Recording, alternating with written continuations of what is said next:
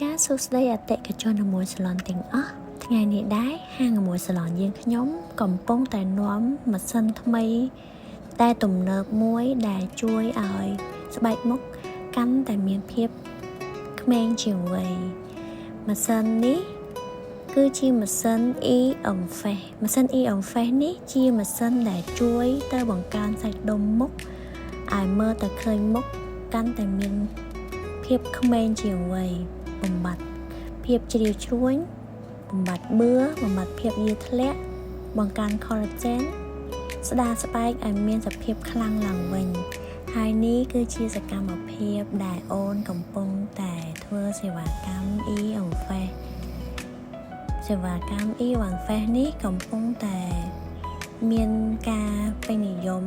ពីសំណាក់អតិថិជនចាហើយក៏មានការ discount ជាកញ្ចប់ថ្មីនេះ